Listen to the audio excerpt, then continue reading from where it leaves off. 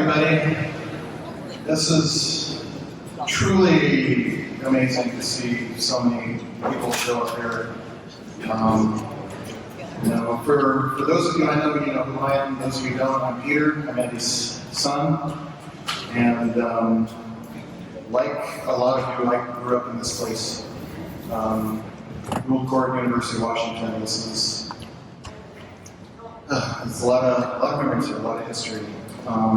So thanks everybody for coming. Special thanks to Jeffrey Ochsner and Penny Malden and Paula, without whom we couldn't have organized this. I was in San Diego, and they really took charge of making sure that we could hold this event here in Gould Court. Paula for bringing together all the furniture pieces that are in the gallery there. If you haven't gotten a chance, there'll be time after. You can go up there and see all the work that my dad cajoled and nudged everybody into producing. You know, most of you know beyond what you thought you could make. Just amazing stuff. Anyway, you know, it's humbling for me to be here and to celebrate my dad in this courtyard. This place contained all of his professional life and a huge part of my childhood as well. The shop was kind of my playground, and you know, his office over there, everything around this place. Something you might not realize is how long and unlikely a journey it was for him to end up here. The guy you all knew as Professor Andy Andris Vanags was born very far away in Riga, in Latvia in 1942 in the middle of World War II. And at the time he was born, Latvia was already occupied by the German army. He was a real war child. They tried to give him as normal a childhood as possible, but starting in 1944, they couldn't do that anymore. The Soviets were occupying Riga, and the whole family had to flee. At just 2 years old, they fled Latvia for Germany. As you'll see in the slideshow, if you haven't already, I managed to find photos of that era in his life. So literally, they left Latvia on a ship in the night with little more than the clothing on their backs. They became war refugees. That ship took the family to Germany, and from age 2 to 7, Andy grew up in refugee camps in Bavaria that were called DP camps for all the people who had been displaced by World War II. For most of the time, the family lived in a barracks that had been partially bombed out and then abandoned by the German Luftwaffe. But everyone was very close. My dad doesn't remember that time as being one of exceptional hardship because family was there, the Red Cross, the UN. They supplied food rations, and he had food, shelter, and family. And you know, for them, that was good enough. The rest of the family was who had not escaped Latvia was under Soviet rule, and they probably had it a lot worse over there. So they were refugees, but they were grateful. So they waited for years to find a permanent home. And finally, in 1949, they were able to emigrate to the United States, and they settled in Brooklyn. So still kind of a long ways from here, from Seattle, from Gould Hall, from the UW. So Andy was really kind of a city kid, a New York City kid, growing up in New York in the 50s. So he rode the subways, lived in a big apartment building right across from the Brooklyn Museum. It's kind of the Park Slope area, Brooklyn, Atlantic Avenue. And so very much on a city kid path of going to school, studying hard, vacationing in the Catskills like a lot of other immigrant families did. The summer vacations is finally where he was exposed to building.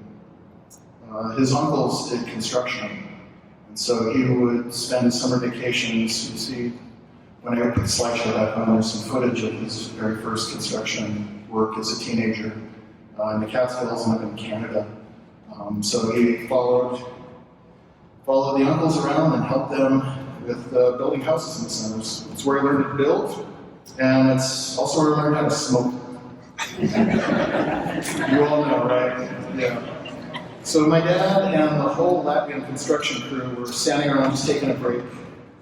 And the adults all took out their smokes and lit them up. And they looked over at my dad and said,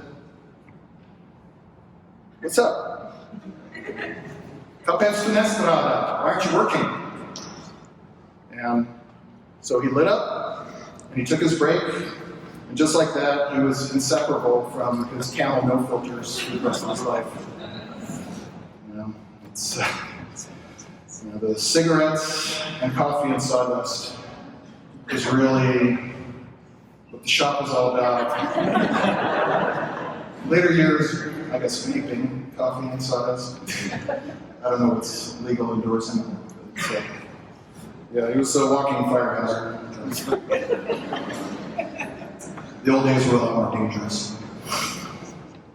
So my dad finished high school with a little bit of building experience. He finished high school in Brooklyn. He was still a city kid. He started college at Pratt Institute, and he was also in Brooklyn. And he was kind of on the path to just be a well-educated immigrant city kid. He wasn't really quite sure what he was going to do with his life. In 1961, after all this time growing up on the East Coast, he decided to see what the West Coast was all about. So he, on a whim, he went to the airport and took the first flight across the country he could get. So he could just as easily have ended up in LA, but the first ticket was to Seattle. He didn't know what was up out here. But from the instant he arrived, he knew this was just the most amazing place he had ever seen. He immediately fell in love with Seattle and the Northwest, and just left everything about Brooklyn, the East Coast, just left it behind him. He settled right down here. Didn't really go back. He got a job at Boeing, like you do, right? You did back in those days.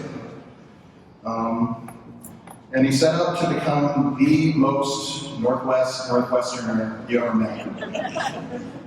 He loved this place. As you know, he embraced everything about Seattle, about the Northwest, all the activities here, the environment, the built environment, how it relates to the rain and the place and the clouds and the trees and everything else here. Coffee drinking, of course. So at the time, he was the only member of his family on the West Coast. He had no family out here, no friends yet. He needed to make some friends. He found some Latvians because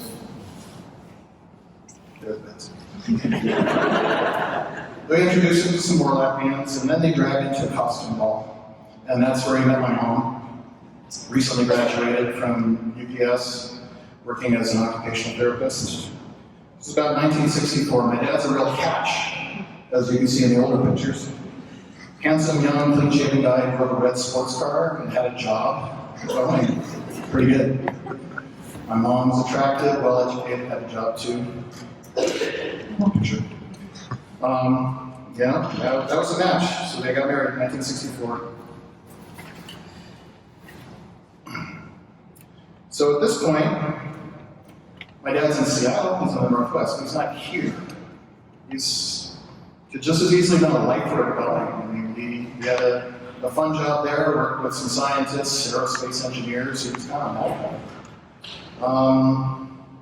Then fate intervened, he got laid off. So he lost his job, his project was canceled. He had to figure out what else to do. He hadn't finished his college degree yet, so he decided to go back to school. Not here, across the street. Gould Hall didn't exist yet, it hadn't been built. So, and he was studying industrial design, so he was kind of kicking around a bunch of different spots in the UW. And that's where he met at least a few of you out here as a student. There we go, from the very old days.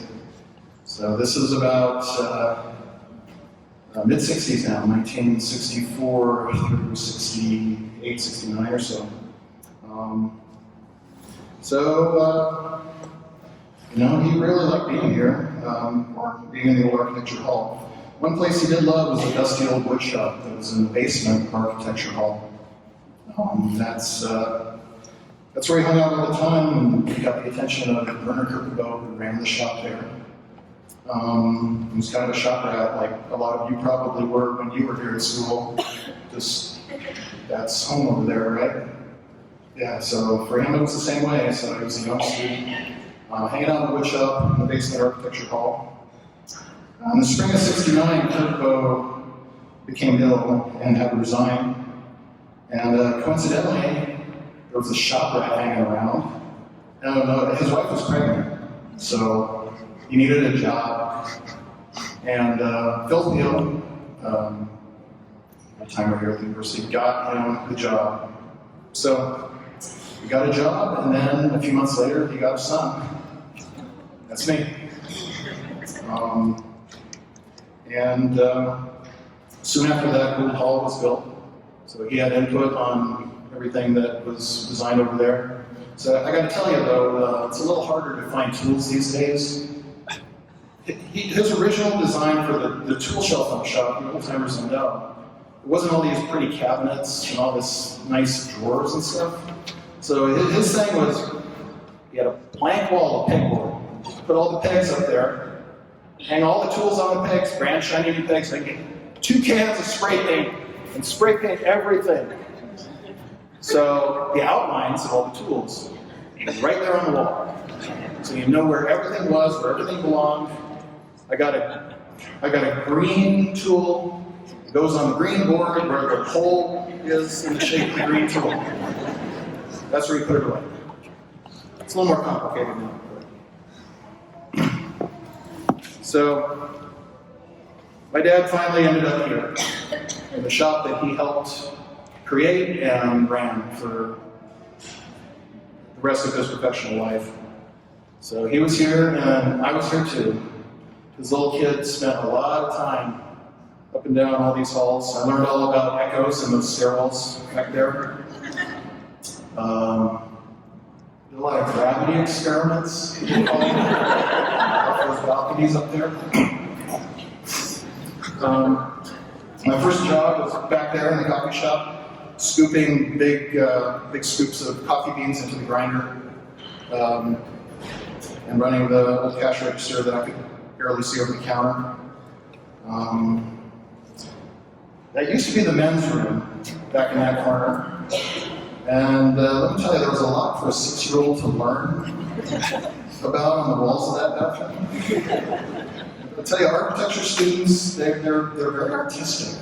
I hope they cleaned all that up before they made it in the ladies' room. So when I got a little older, I started invading classrooms around here. Christian Staub's dark room, the shop downstairs. Took some classes from Phil Thiel, did drawing, watercolor, stuff like that. So kind of by the time I was in high school, I couldn't go to school here because I kind of felt like I already had. You know, nobody goes to school in their own living room, right? So I also tormented Brian Johnson. Brian, is he here? Brian. So what happens when I unplug this or that? Crash every computer in the building. That's kind of the start. I ended up doing that for crashing computers kind of the rest of my life. So yeah, so when I unplug that, the screen gets weird and Brian gets angry. Figure that one out. You know. Anyway, so I'm sure I drove a lot of you nuts as a little squirt running around here, the weird midget student kind of harassing everybody, making trouble, making noise. You know, when you stop your work up in the office, you can play some cards with me, play some games. But, you know, I was the only kid I knew who got to spend so much time with his dad at work. It really was an incredible gift. I knew what he did for a living. You know, it's like, he taught me that your job is where you go to have fun and play and learn, and that's what work should be about, you know. It shouldn't be a grind. It's a place you want to be, a place you want to go. You got the coolest job. Drinking coffee, smoking cigarettes, and making sawdust. It's so cool. So, I'm an only child, so I consider all of my dad's students to be the siblings I never had. You know, in a lot of ways, I'm his student zero, his original student. I tried my best to listen to him all along, to learn, and now I carry on, in his spirit, what I can. And I know that he's touched all of you really similarly. And more than all of his big achievements and things that you see up there in the gallery, you're going to hear a lot more about his achievements from other people here today. Andy was my dad. He raised me, he made me the person I am. He was my greatest mentor, my greatest inspiration, my biggest hero.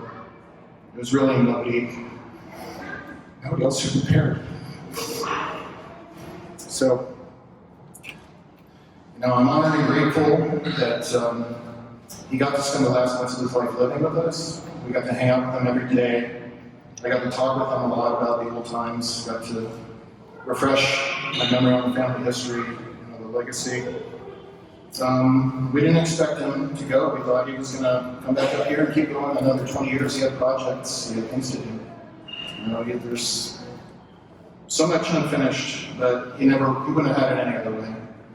When you run out of projects, then you're at the end of the line. So you've got to keep those things going. So may we all strive to live up to his standards of creativity, intelligence, integrity, humility, and quiet excellence. Set a high bar for everybody. I also just wanted to let you know that anybody who wants to make charitable donations in his honor, where he retired and built his house, there was a park right across the street with a picnic shelter that was his favorite place to hang out from the rain. And it collapsed a few years ago, but there's a local charity up there that's wanting to rebuild the shelter. So any donations you want to make to Friends of Fort Flagler in my dad's honor would be really appreciated. That's really up, now where his spirit lives up there, and the home he built looks over, the park, the water, the Northwest that he loves so well. So thanks. We have a bunch more speakers now.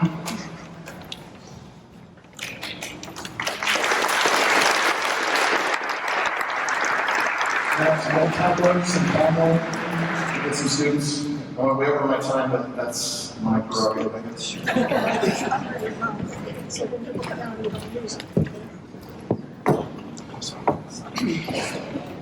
Hello, everybody. Hello, friends, and family, and colleagues of Professor Andy Vanags, who I knew as Uncle Andy. My name is Līga, and my grandmother and Andy's mother were first cousins and also best friends.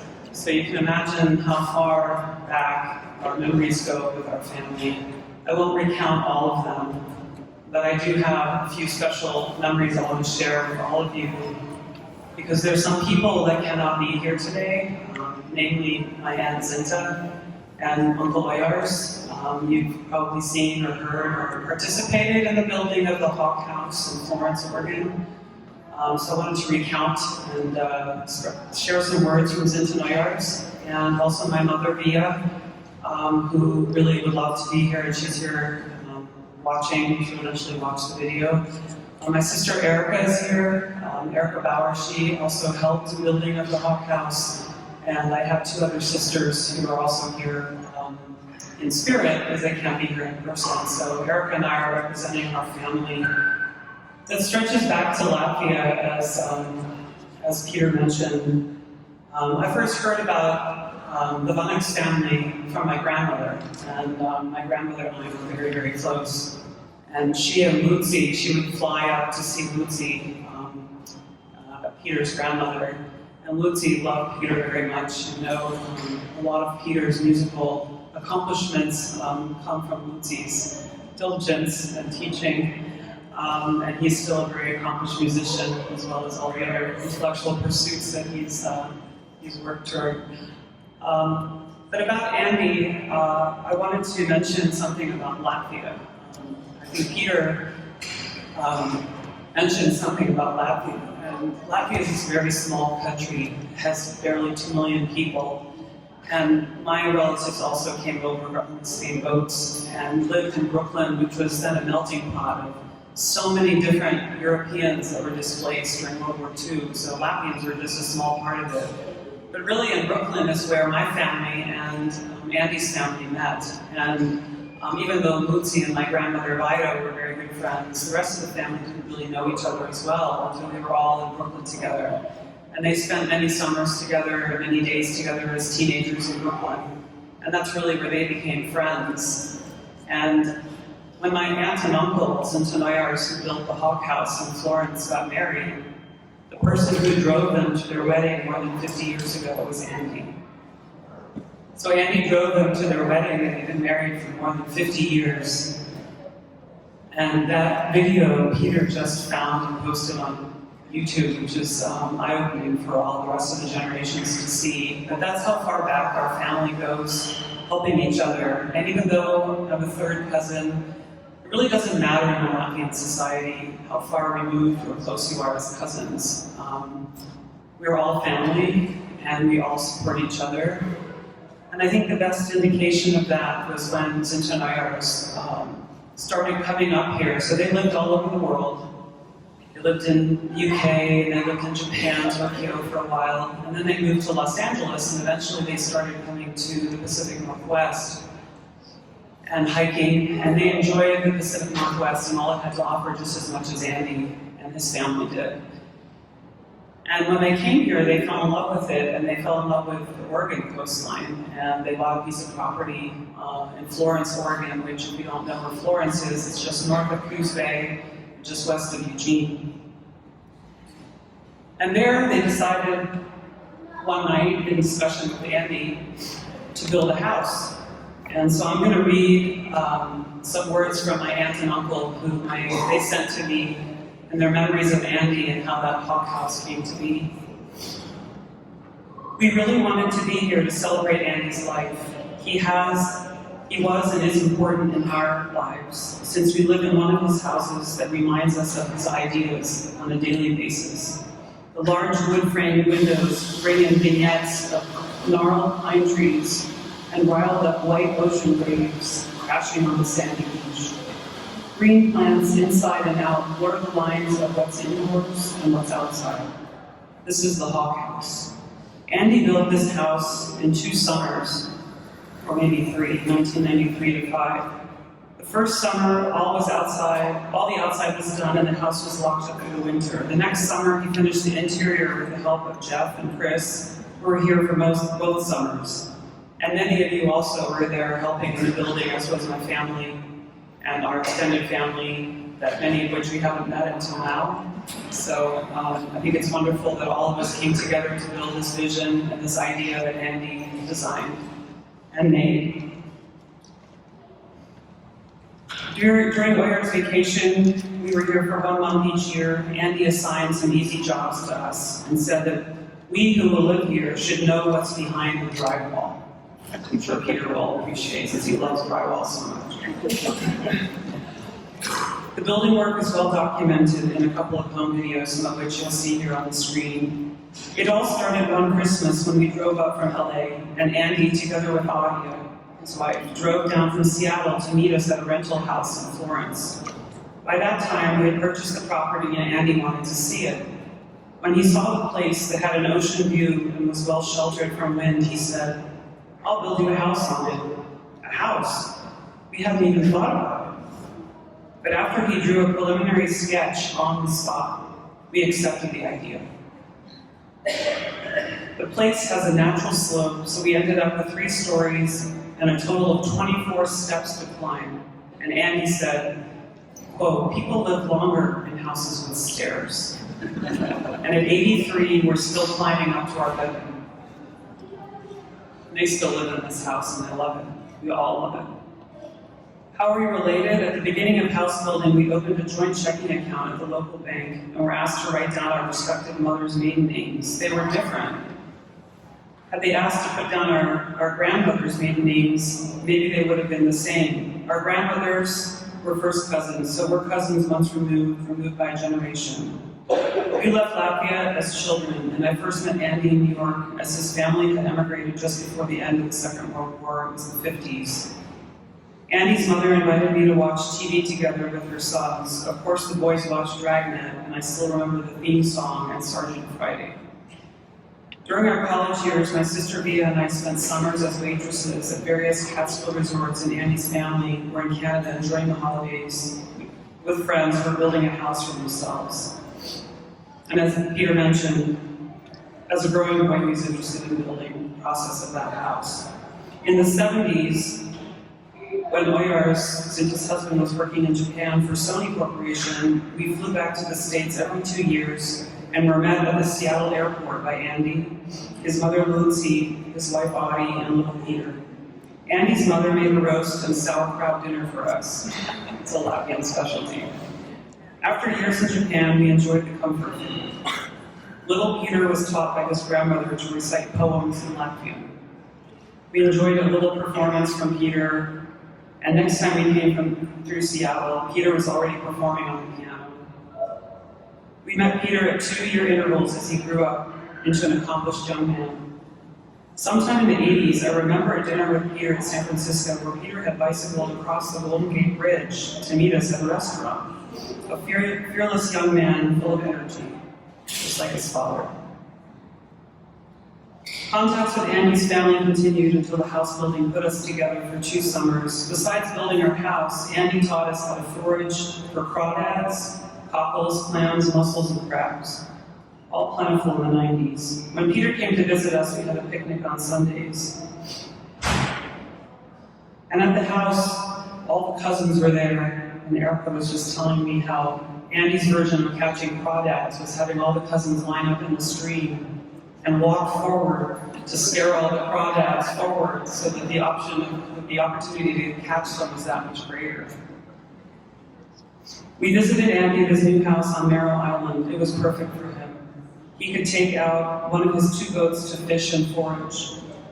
His new house had a heated floor which made it warm and cozy, and he's sorry that technology was not available when our house was built. While we miss Andy, we feel his presence in our hog house in Florence at the southern coast of Oregon. I think Andy created beautiful spaces for all of us to enjoy. I know I've enjoyed them, my family has enjoyed them, many of you have as well, whether they're here in his shop, which I don't know as well as Peter, but and his house. But I think the important thing about Andy that I want to read just really briefly from a Latvian newspaper, because my aunt and uncle it's in Latvian, but I'm going to translate it for you. I'm going to read it in Latvian first, and then I'll translate it, because I think it's important. It says a lot about who he is, and probably how he created.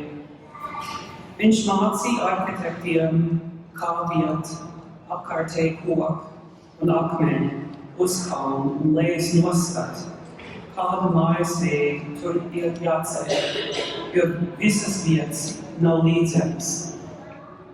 So it basically says that Andy taught architects that the place, that the woods and the trees and the rocks around the place and the hills and valleys where the house would be built,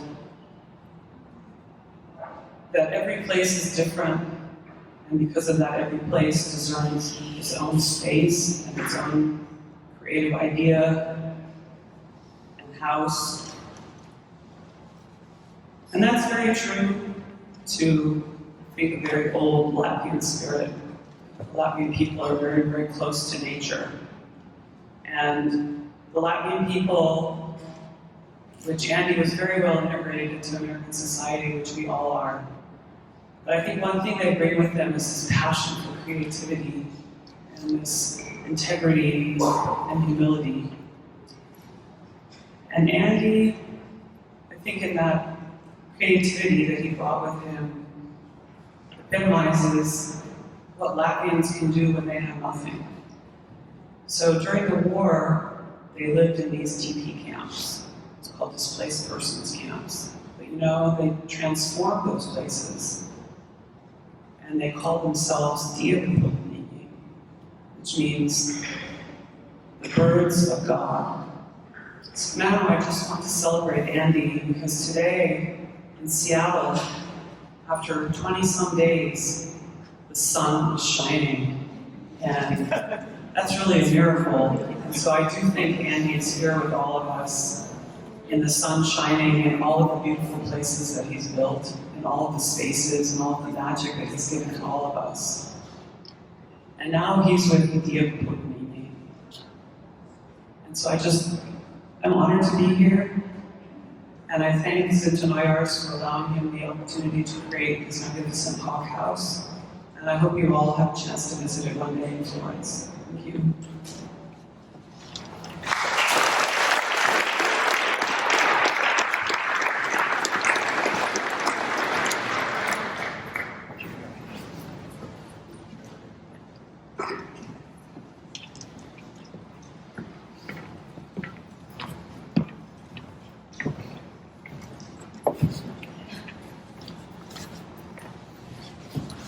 It's so interesting to hear these stories because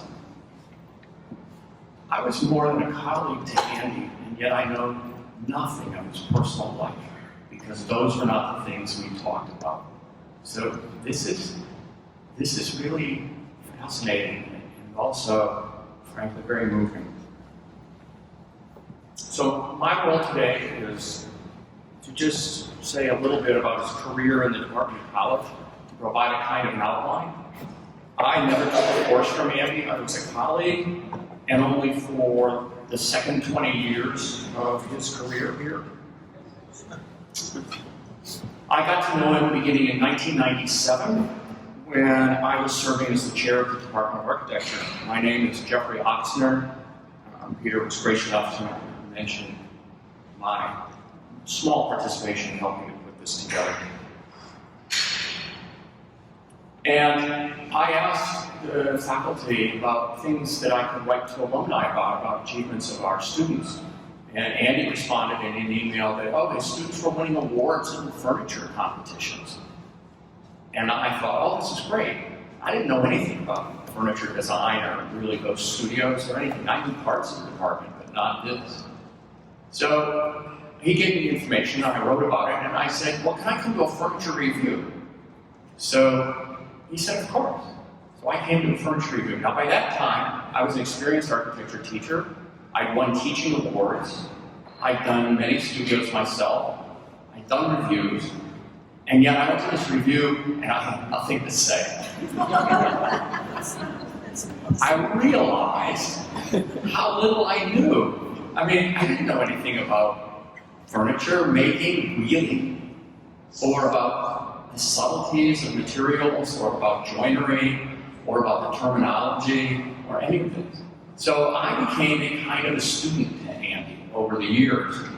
Not a student who took a course from him, but someone who would go to his furniture reviews, and then when he would go outside to smoke, I would go outside and say, okay, so I saw this, and I think it means this, and then he would correct me.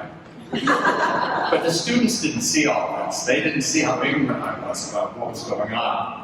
But over the years, I did learn, and as I said, so we would talk about other things besides furniture, and I got to know him, and then I had, as you know, the opportunity to write about the furniture studio, and then I got to know more. But even then, it was all about teaching and the school and the history, and so these personal stories, it's just a whole new side that I never knew. So you've heard how Andy came to the University of Washington, having been at Boeing and then going into the industrial design program, which in those days took design grade 1 with the architecture students.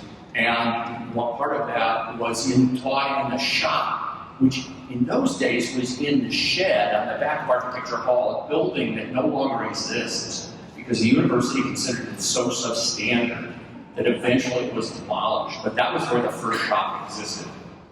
And then Andy became a faculty member, or became a staff member, in 1969, and was responsible for managing the shop. And in 1972, this building opened with 6,000 square feet of shop space. The wood shop, the metal shop, and a finish room, which could also double as a classroom, on its own air handling system with dust control and all these features. Compared to other architecture schools at that time, including the one I went to, this was an amazing facility. And in many architecture schools that did have shop facilities, they were essentially service bureaus. That is, this was where students would go and build a model base or do something like that. Here at the University of Washington, the shop became a center of pedagogy, that is, a center of teaching. And he created courses. Initially, even though he was a staff member, he took teaching responsibilities. This is quite unusual. And so, from the beginning, from the 70s, we had courses taught in the shop, which had an effect on the program over time. By the and the courses that were created, and some of the work is shown in the video, initially we created a course called Materials and Processes, and then, along with Barry Noe, who is here, they created the first design build program, which was courses in playground construction, which were initially taught in the summers. And that continued from 1977 until the mid-80s, when liability became an issue. And then they took on other kinds of projects. And after about 1990, the design build program got passed on and has been headed by Steve Daines, who's also here, for many years. So Andy initiated that program.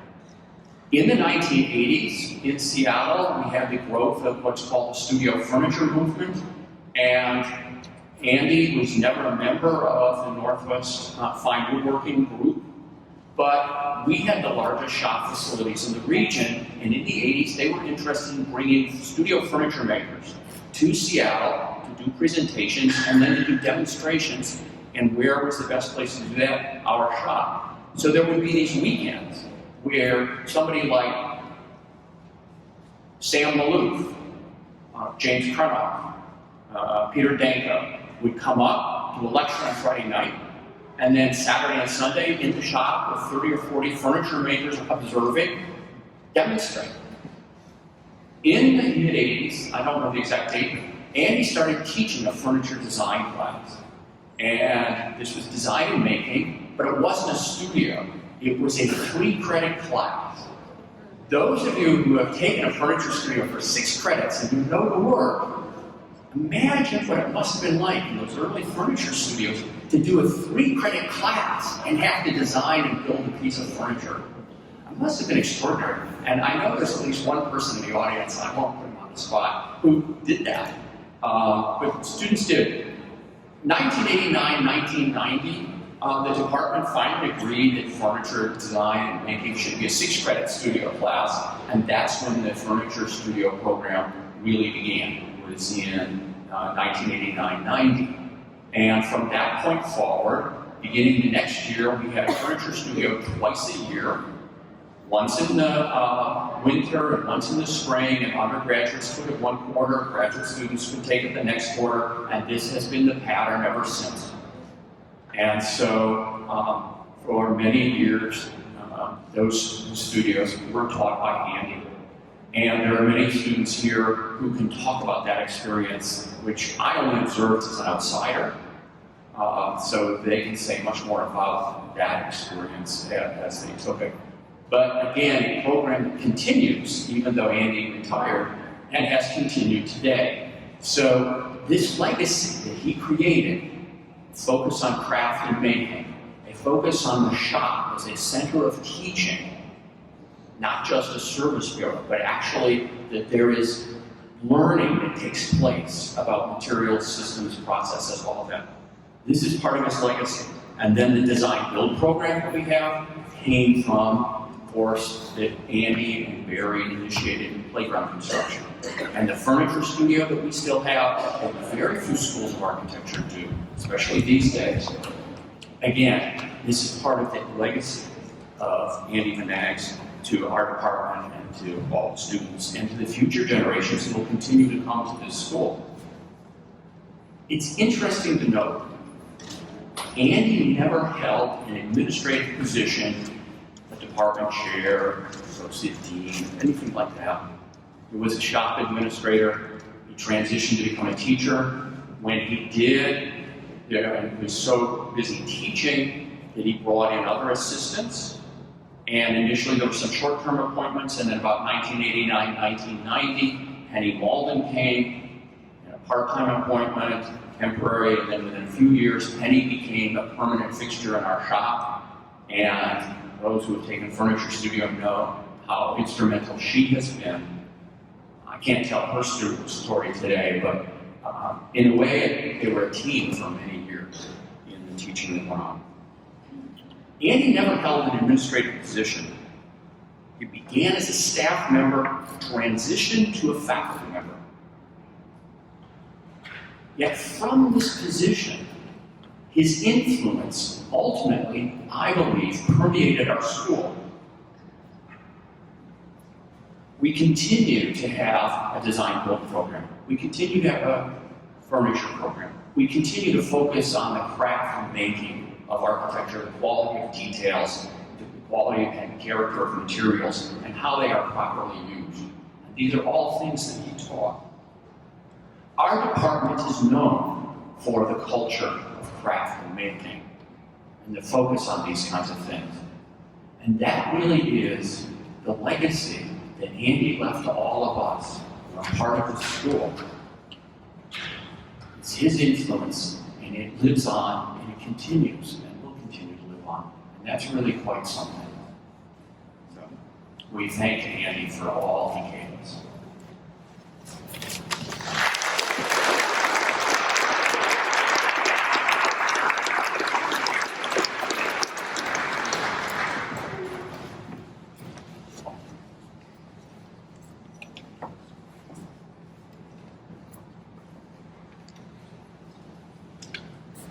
I'm going to do my best to hold it together while I get through this.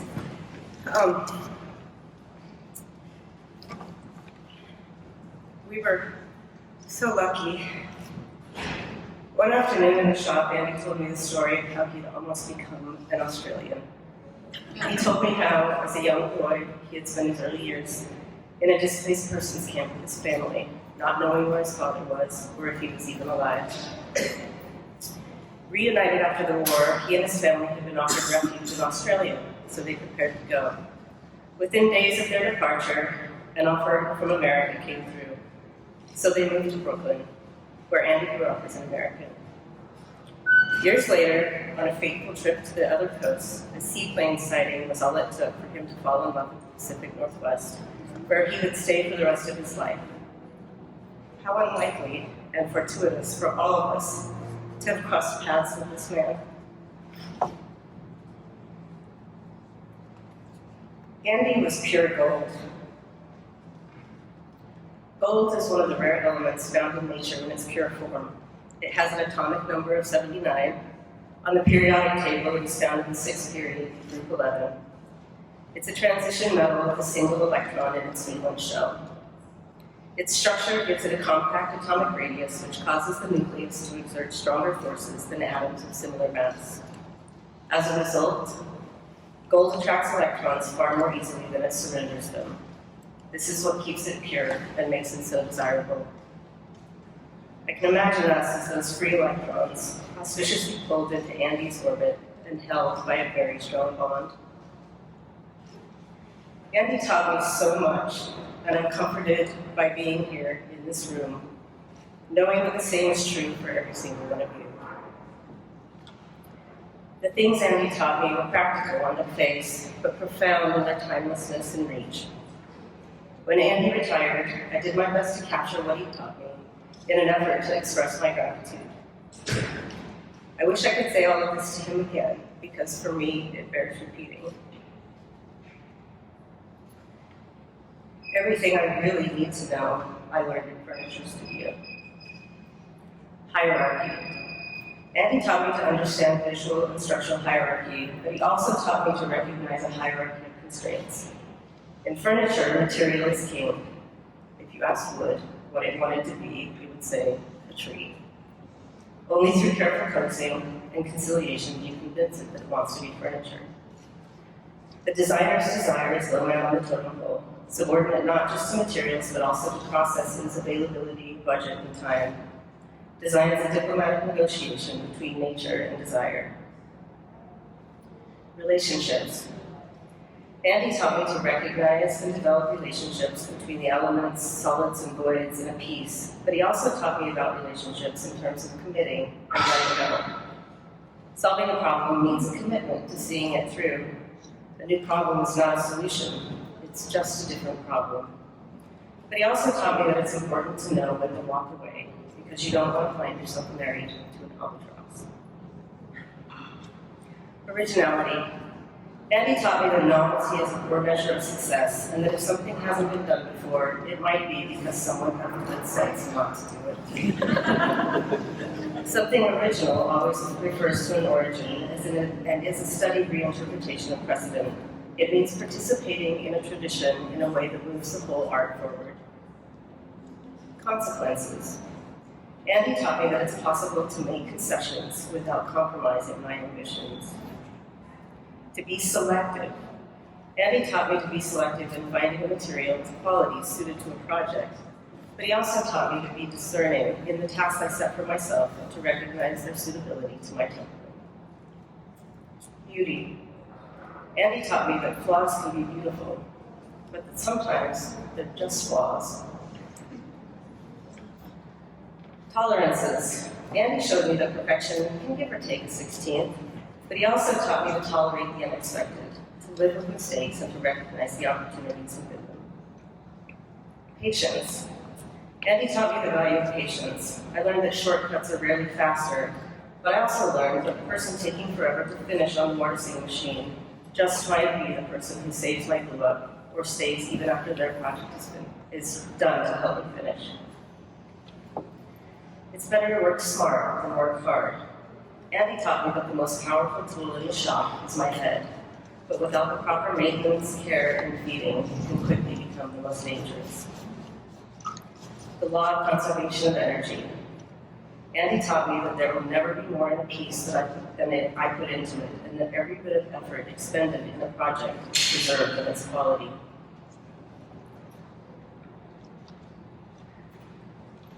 Success and failure.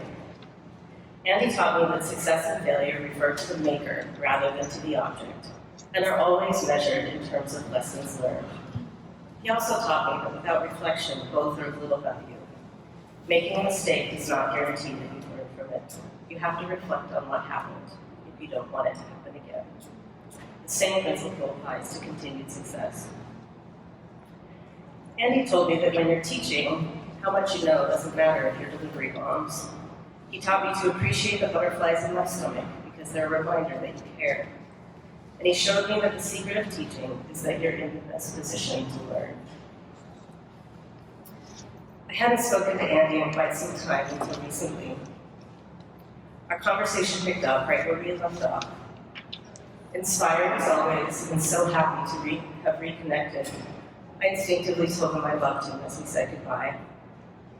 He said, I love you too. We spoke a few times over the summer, easing into talk of books we were reading and how teaching for both of us felt like the most valuable way to contribute to the discipline. When you lose someone so dear, the intensity of emotion is overwhelming, which is as it should be, as that intensity matches our love. I've always found the most melancholy aspect of loss to be the prospect of that intensity receding.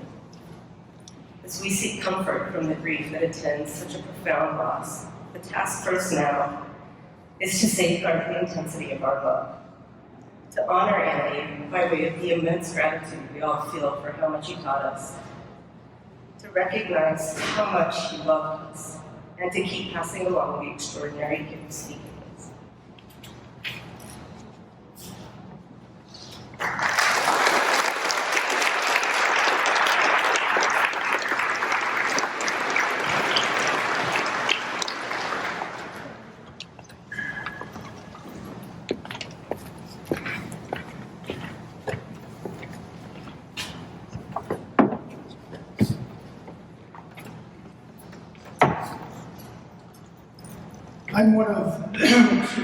I'm one of Andy's classmates from the industrial design program. I first met Andy at the beginning of our junior year in our class of 8 students. When Chuck Smith, our instructor, had us introduce ourselves and ask us why did we pick the program, I recall that Andy said it was the quickest way for him to graduate. I was soon impressed by the depth of his thought on our various design projects. And although neither of us were very good at doing renderings like our classmate Brian Goff, we found our strengths in conceptual thinking and engineering. Our senior year, we were part of the National Alcoa Student Design Program, which some of you older people may remember, which was sponsored by Alcoa Aluminum, and they gave us the resources to design and produce our projects. As I recall, Andy designed and built an enclosure for an early computer station with his friend Roger Parker. Brian built a beautiful cast aluminum chair with a leather sling seat, along with his girlfriend Lenny at that point in time. And I designed and built a portable display program, or display case for the School of Art marketing program. One of our classmates, Murray Pletz, developed the JanSport backpack system and went on to pretty nice fame. As we proceeded through our junior and senior years, Andy and I became pretty close friends, and I could count on a free meal whenever I stopped by at dinner time. After graduation, I went on to work at the Container Corporation of America, and he became shop rat down here at the School of Architecture. Now, during that summer, I spent many weekends in Anacortes, where I had grown up, learning how to sail. And later that fall, I was convinced by my sailing buddies that rather than spending all my money on beer at the Red Robin across the University Bridge, that I should buy a new sailboat, well, a used sailboat. So I purchased a 26 standard folk boat. Later that fall, I invited Andy and Aria to join me and my fiance on a race the first weekend in December to Rosario Resort on Orcas Island from Anacortes. And it just so happened to be small craft warnings during the start of the race, and so we surfed the boat up Rosario straight to East Sound and broke all the battens in the main. And so the following day, as we were heading back to Anacortes into a very fierce southeasterly wind and seas, we barely made it back to the marina in Capsani with a bilge full of water up to the floorboards in the cabin.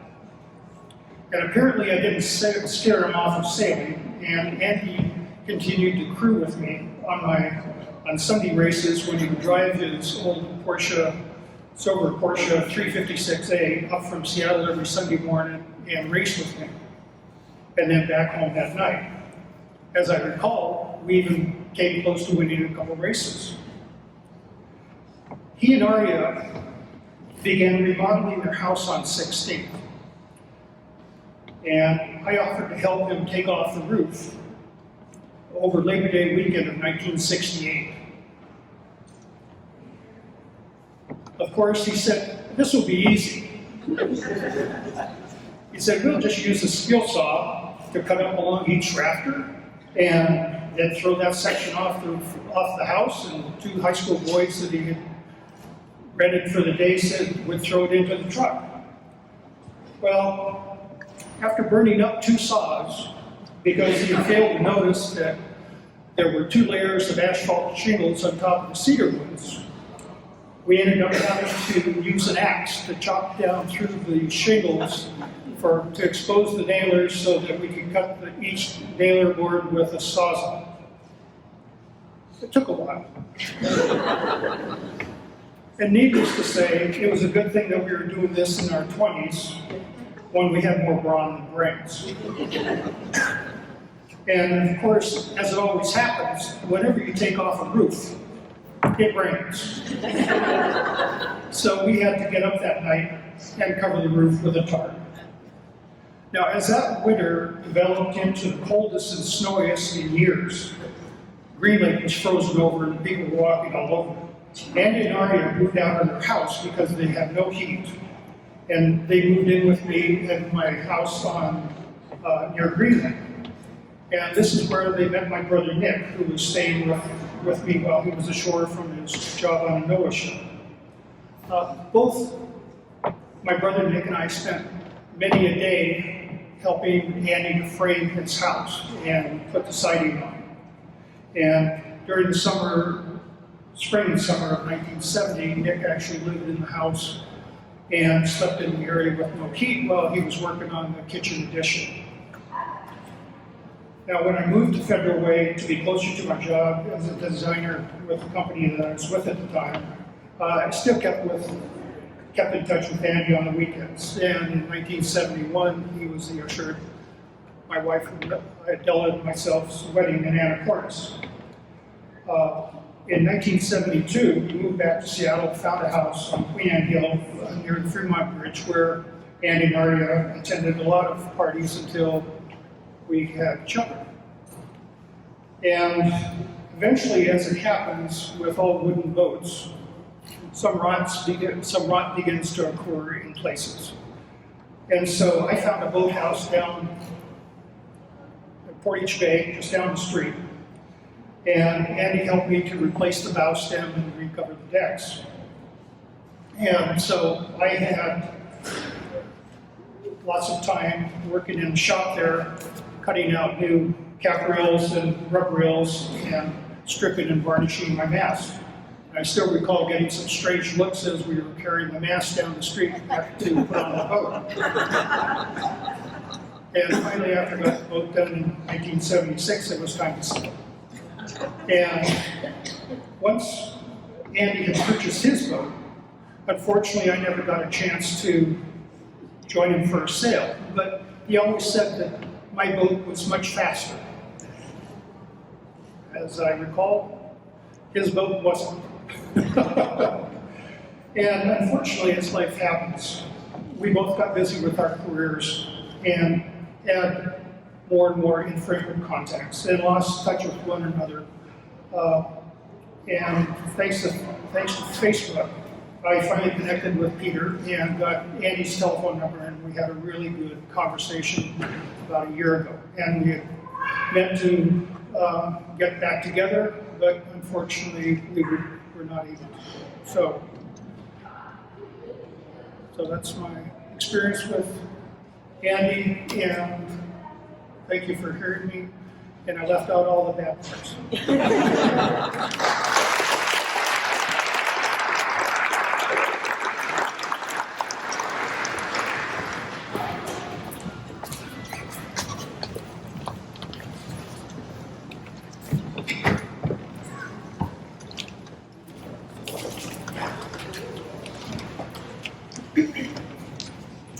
Hi, I'm Kari, Callahan, and I was fortunate enough to take Andy's furniture studio in graduate school winter of 2006.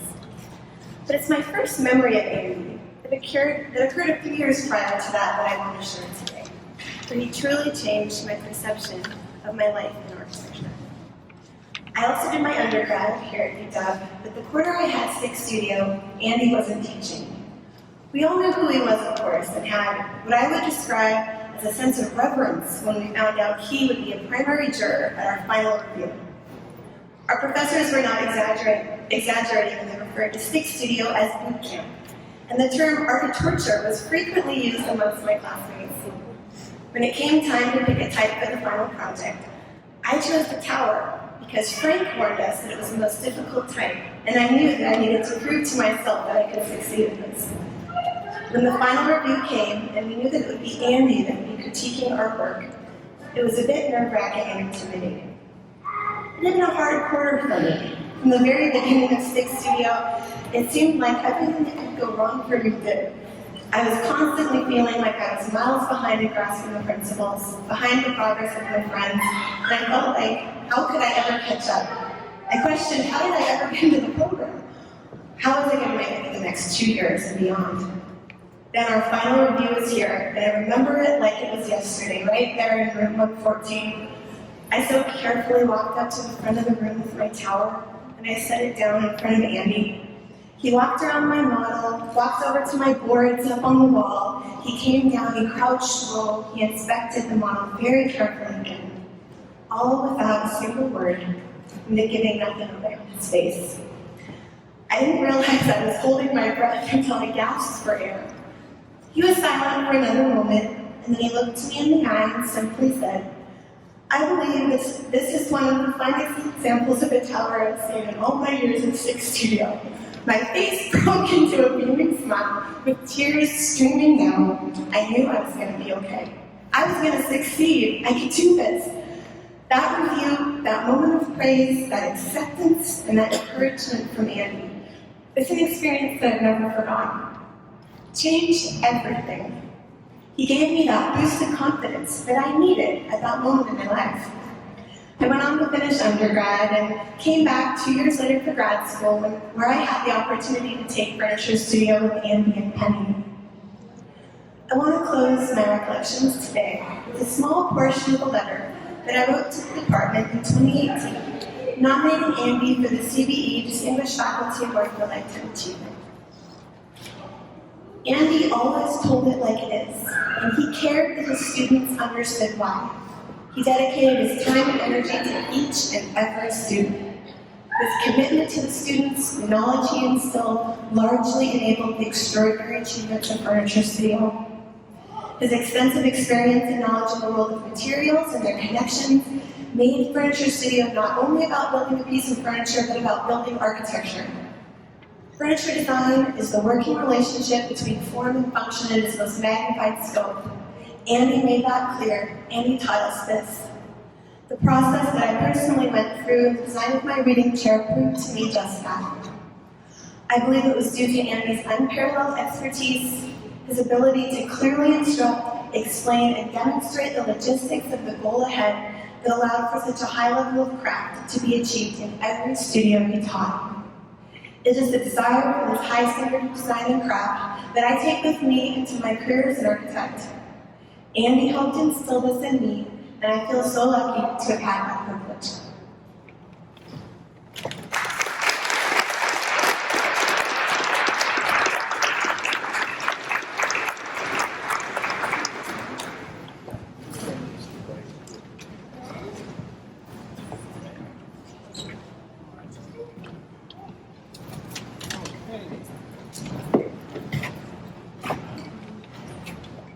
All right, I'm Kimo, Griggs, a teacher.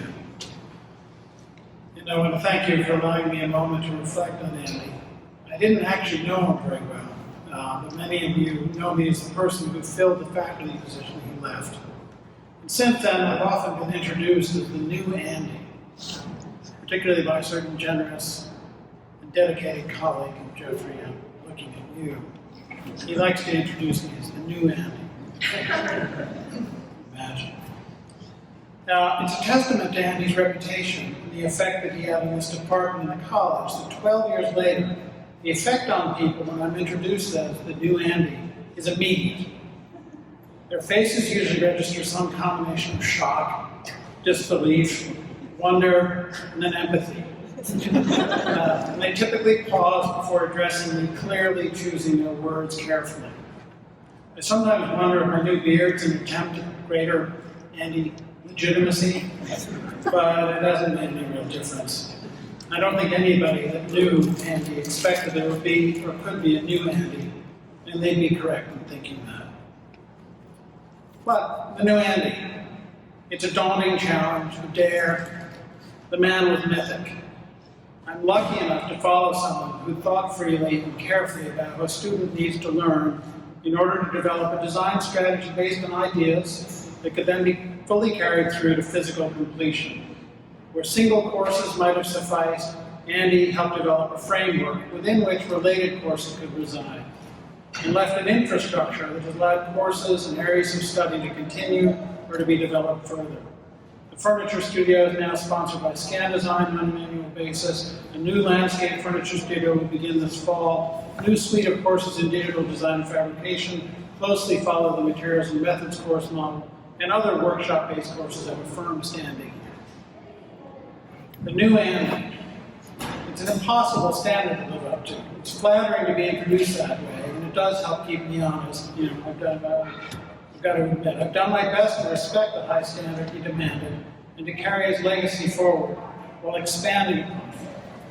I think it might be a good idea to make the new Andy a required title for those who follow me, just to give them a little nudge, a little reminder. The new Andy. You know better than I do that there was only one Andy. I'm thankful for what he did to build up his infrastructure and for establishing a position I'm lucky enough to caretake. As I observed him teaching during my first year here, I observed someone who took care, great care, paid painstaking attention to each individual, expressed his conviction to good ideas, and created a strong culture of very high achievement. His students felt they'd experienced the best. They weren't wrong. The students returned to see him, and they returned in numbers. He loved you guys. Whether you respected him, appreciated him, disagreed with him, loved him back, or just grew an Andy beard like me, each of you carries on his legacy through your own teaching and doing and ethics, and especially through the work you continue to bring into the world. The new Andy isn't you. The new Andy is all of you.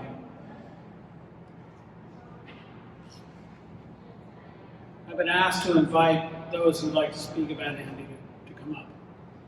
So please feel free.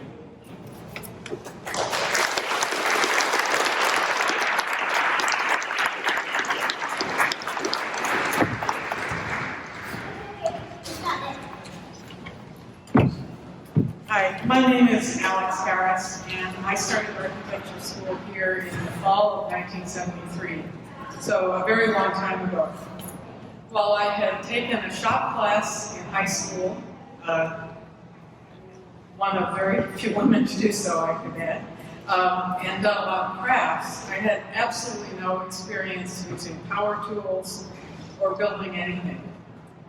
The architecture shop, as well as Andy's materials class, were significant steps forward for me in understanding how materials went together and establishing a comfort level in using a table saw, a drill press, a planer, a panel saw, a bandsaw, drills, and even arc welding.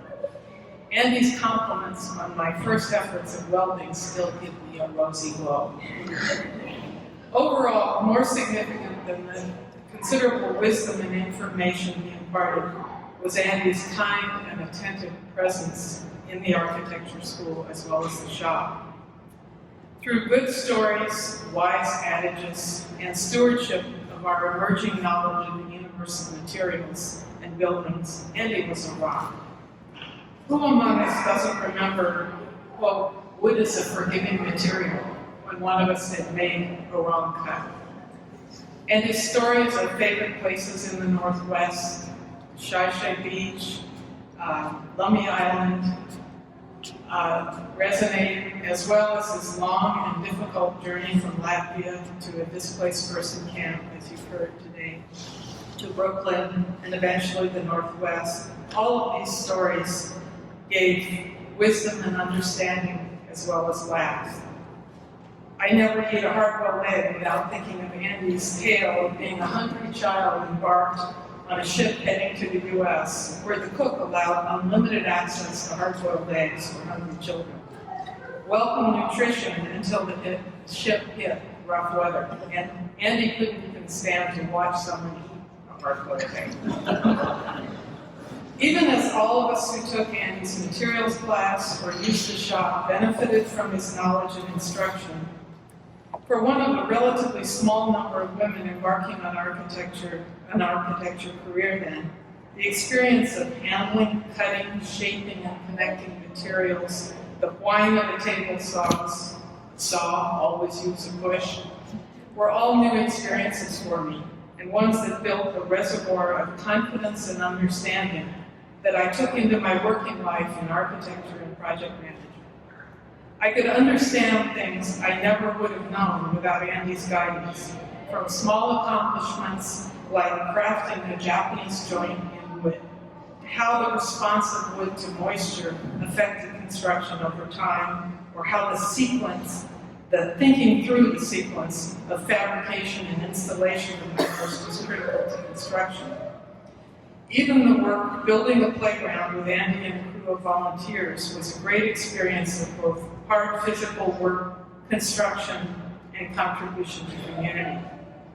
When Hilbust and I visited Andy at his house on Maricich Island in 2017, it was great to see him in his well-crafted house and shop, to hear of visits from Peter and grandchildren, and to see the life he had built there, even including a suspended rowboat to use for escape in the event of a tsunami. I wish he could have remained with us for years longer, but I know that Peter's support and care gave him as gentle an exit as his illness allowed. Like others here, I will cherish memories of Andy. All he taught me, his expertise, and his caring tutelage. Thank you.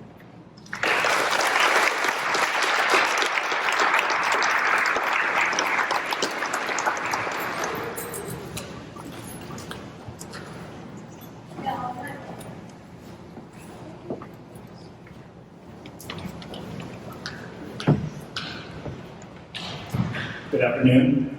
My name is Matthew, and I was in the furniture studio back in 2002, and then the TA for the next 2 quarters of that year. And I remember when I was in the furniture studio, I was watching a student push a top of a nightstand through the table saw. As many of you know, a square shape through the table saw is a little risky, and the risk to bind is there. And sure enough, as the top was going through the saw caught it, pulled the tabletop off of the saw, put a big scar across the entire top, threw it back, hit the student in the hip, and she fell down. And it was pretty dramatic. The top actually made a big crash. The saw was running. Everybody was a little, caught off guard, to say the least. Andy and Penny went over and helped the student turn the saw off and make sure she was okay. I then followed Andy with that top over to one of the workbenches, and where he grabbed a chisel and he started doing things to it. And I still don't know how he did it, but he basically made that scar go away. And he turned to me and he said, "Do you know what the difference between a professional and an amateur is? Professional knows how to cover up their mistakes." When I imagine that moment today, I look at him as Yoda. And Yoda saying to Luke, "Failure, the best teacher is." When I became a teaching assistant for Andy and Penny, we used to go with the new students over to see the old students' work that was put up in an exhibit, not unlike what's upstairs today. And they would all be impressed. I mean, everybody was. And after that initial impression wore off, I would help go through each piece, and we would talk about just the little nuances of each piece where a student had corrected something. And just so you know, I'm not pulling any punches. I actually mortised the wrong side of my table legs. And where I was after a cowboy look, I ended up with a ballerina. And I went over to Aaron, who was in the shop that night, and I was just so upset. You know how much time it takes to prepare for something like that. And I said, "Aaron, I just made a huge mistake. What am I going to tell Andy?" And Aaron stared at me and said, "Why are you going to tell Andy?" He later went on to tell me how when he was cutting his top, he burned an inch when he was measuring. And he cut it an inch short. Now, I want to be clear here, it's not that we were covering something up. what Aaron did to me that night, he was initiating me really into the workmanship of risk, into embracing uncertainty. And it wasn't until about 10 years after all this happened that I came across a quote that made it all make sense. And it's actually from a general who was the head of the Allied forces in Afghanistan, and he said, "Great leaders can let you fail, yet not let you be a failure." Andy was a great leader. He was also a father figure to me, not because of his gray beard or his age at the time, although those things didn't hurt. He was a father figure because he allowed me the space and the freedom to fail, and he never made me feel like a failure. That is the rarest of gifts. The freedom to fail is a quality that makes families great. You go out in the world, you have your ups and your downs, but you can always go home. Looking out at you all today in this place, Andy has brought us home. I haven't spoken to Andy in 16 years, so I want to tell him something today. Thank you. Thank you for all your gifts.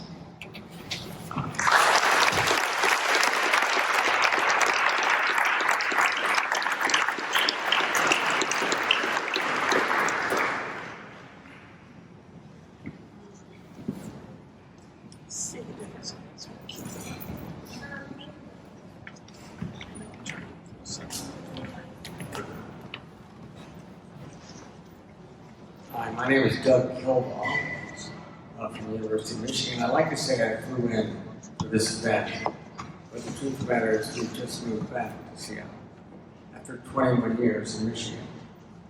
So I came here in 1985 to be chair of architecture, and Jeff can correct me, but I believe the first furniture studio was 1987. 88? 87? Whatever. And I can tell you it wasn't very good. In fact, it was lousy. And the reason it was lousy is I taught it. I designed a bunch of furniture, but I never really made it, except for 8th grade shop class in Indianapolis, Indiana. So, laughingly, I think, Andy was looking over my shoulder, very not far behind. And we had a review, and he came, and it was great, and he had a lot of good comments, but I was more than willing to hand the course over to him the next year, and he took it to great heights, as you know, with such refined, elegant products and output.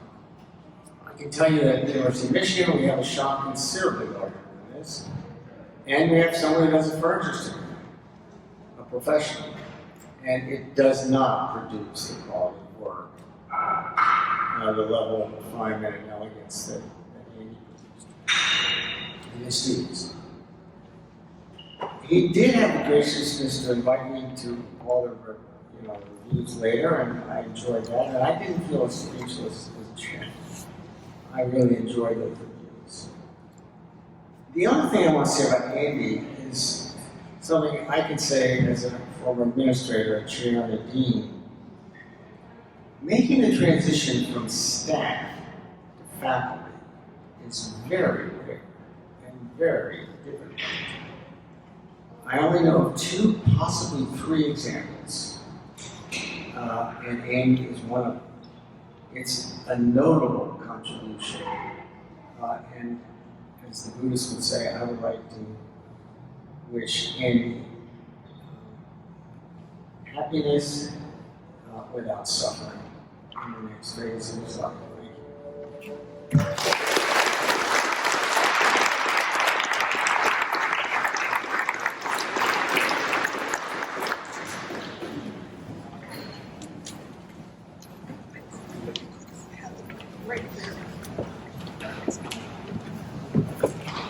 My name's Linda, and I have nothing to do with architecture. I'm one of Andy's nieces. I just discovered I have 2 cousins today, because sometimes Andy kept different parts of his life apart. But I wanted to tell you guys a story about Andy Peter is my cousin. He's about 10 years younger than me, I think. And we had never met.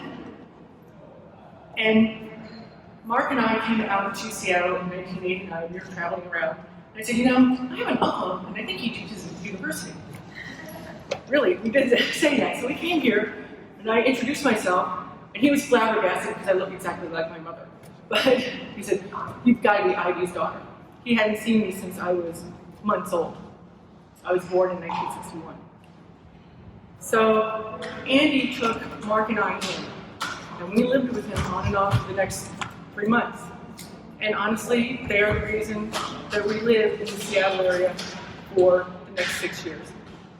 He was Sam's first grandfather, Allison's as well.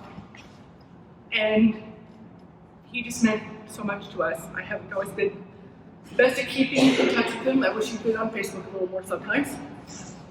But he meant everything. And I'm going to really miss him.